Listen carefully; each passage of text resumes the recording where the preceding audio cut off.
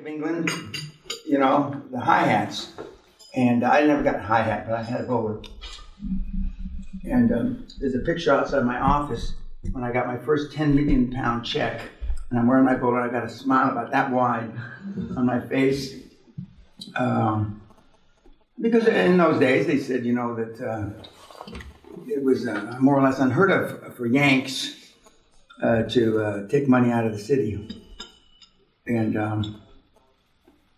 just, you know, and now, I mean, more foreigners take money out of the city probably than Brits. And of course, now the Brits have gone other places. When I was in Hong Kong several years ago, Sally and I were, I don't know if we were in the Four Seasons, but I mean, in the bar, a majority of the guys that were in there had Scottish accents. And so, and to be fair, the Scots are the ones that really left Britain first to go find places.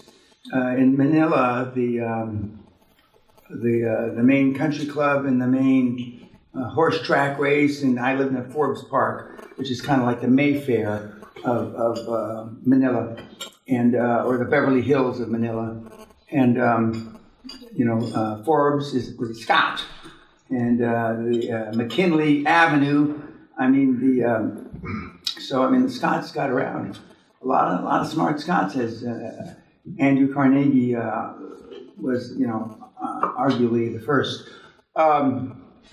Any questions before we go on to another case? Yeah, I got a question. Yes, sir. Not a question, but very confirmed. You were on our group and we talked about the negotiation of the price, and you told us that you pick the price, I pick the conditions. I mean, just No, that's the ideal. Yeah. I don't know if ideal. I don't know if anybody's written a book on it, but the conditions and the parameters of how you pay are more important than the price. Okay.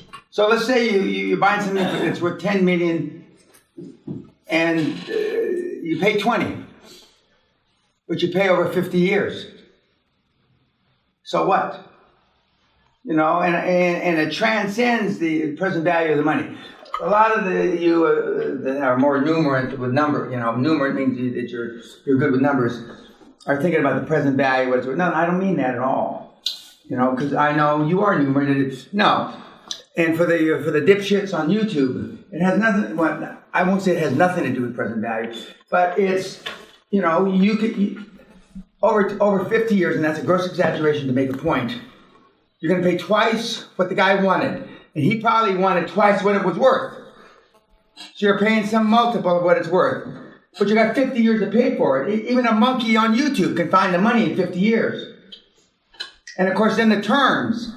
You pick the price and I pick the terms. 50 years, interest only, first 5 years, principal the next 5 years, amortized over 50 years, interest only the next 5. I mean, you can make it a joke. But we've been taught intellectually to focus on the sum, the total. We haven't been taught to focus on the terms, because you just want to be able to tell hey, I sold my weed business for 25 times more than it's worth. I get the money over the next 900 years. You leave that part out.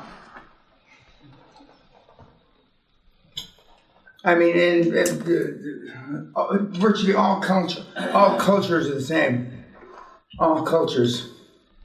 So they pick the price, and you pick the terms. Okay, there's another question.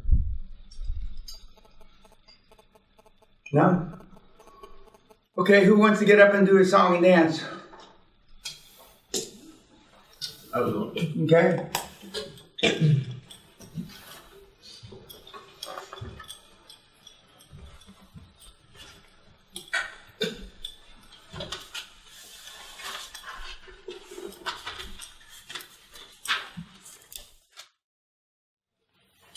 And the idea is to bring all the data into models so that you get more insight what's going to happen down in the reservoir. That's the basic idea.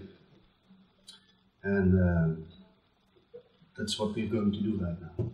And excuse me, and plus or minus 30% is a big fucking swing. Yeah. Yet the big companies like the Shell that he was with and all the majors now, they used to be called the Seven Sisters a long time ago. I mean, so they know that they're not going to be definitive on anything, and so they have to build that somehow into their budgets. Go ahead. So we have an acquisition team who's focusing on acquisitions. We have a team who is doing the finance stuff, and we have a technical team who is going to judge the assets itself from a technical perspective. And I know one of his board members that I've alluded to a couple times, who's actually on another board for one of you guys here, Dr. Joe, and he's a very well-known guy.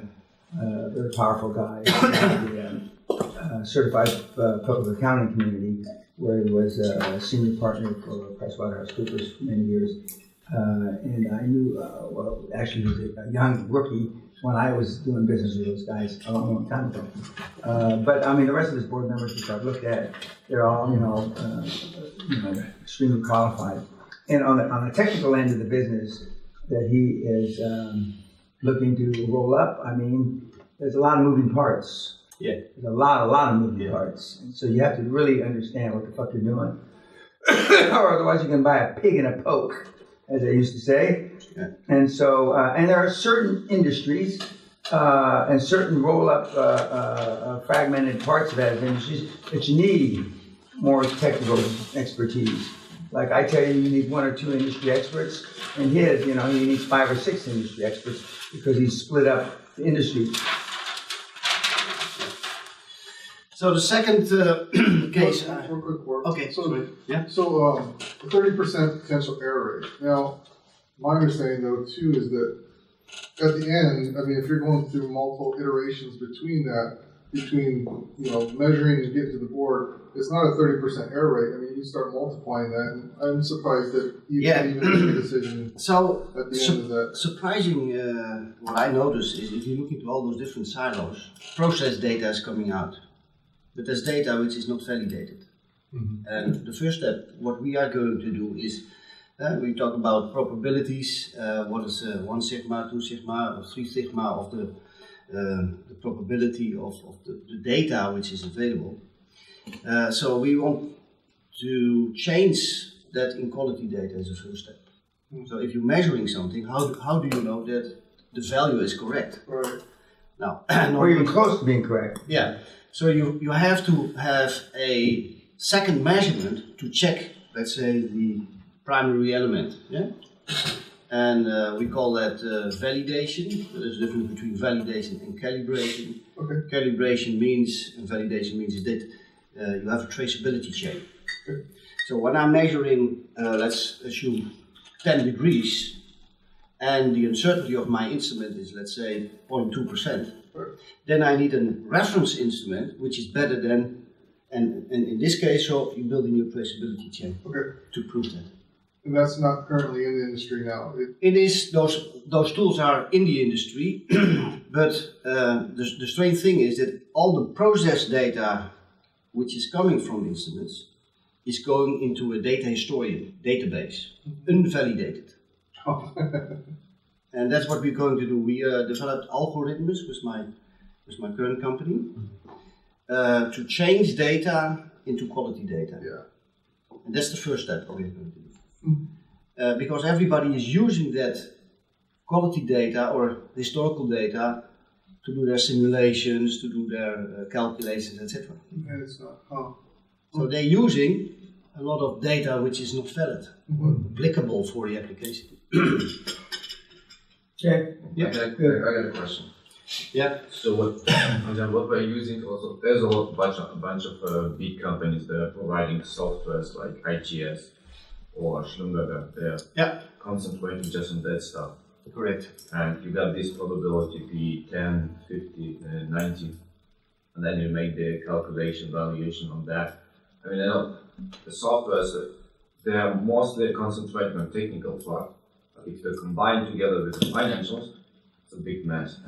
Yeah, correct. Yeah. And but I mean, these guys they spend so many years on just to figure out.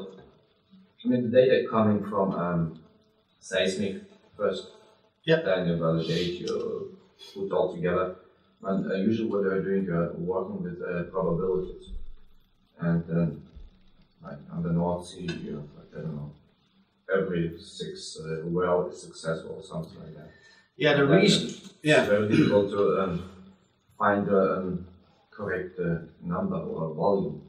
It's, Yeah, the reason why we're using those values, which are wide bandwidth, yeah, it's a big difference. is because of this industry is very conservative. So introducing new technologies and Slow. it's very slow. Yeah. I mean, And that change means the software is just it's. No, I give you you work like for 20 years just on with one software, especially technical people, just they don't want to switch. You have different phases in the project. Yeah? So you have a survey, and then you have drilling, and then you have production. In those phases, there can be a time difference from 1 to maybe 6, 10 years, depends on. So long lead. It's unusual that we have two guys that are relatively in the same areas, like Alex and I mean, he's on the operational side and he's on the financial side. But it's that I don't see anybody else asking any questions. So but anyway, It's very technical. yeah, okay.